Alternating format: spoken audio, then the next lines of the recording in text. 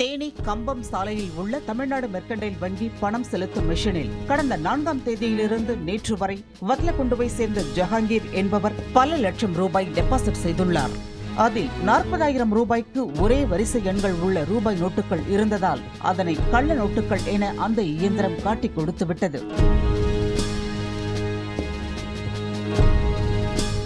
இதைத் தொடர்ந்து வங்கி கிளை மேலாளர் ஜோசப் இமானுவேல் தேனி காவல் நிலையத்தில் ஜஹாங்கீர் பற்றி புகார் கொடுத்துள்ளார். இதையடுத்து ஏடிஎம் மையத்தில் இருந்த சிசிடிவி கேமராவில் பதிவான காட்சிகளை கொண்டு ஜஹாங்கீரை போலீசார் கைது செய்தனர். அவரிடம் நடத்திய விசாரணையை தொடர்ந்து போடிநாயக்கனூரை சேர்ந்த அப்பாஸ் மற்றும் கதிரேசன் ஆகியோரையும் போலீசார் கைது செய்தனர்.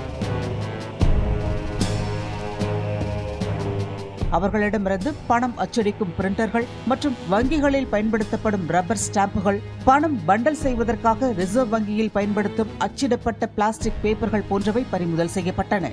மேலும் அந்த கும்பல் அச்சடித்து வைத்திருந்த 18,60,000 ரூபாய் மதிப்பிலான 500 ரூபாய் மற்றும் 2,000 ரூபாய் கள்ள நோட்டுகளையும் போலீசார் பறிமுதல் செய்துள்ளனர்.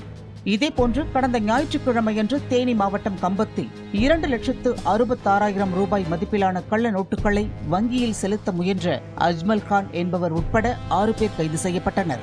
இதுகுறித்து ஏற்கனவே சிபிசிஐடி போலீசார் விசாரணை நடத்தி வரும் நிலையில் மீண்டும் ஒரு கும்பல் பெருமளவு கள்ள நோட்டுகளுடன் சிக்கியுள்ளது குறிப்பிடத்தக்கது.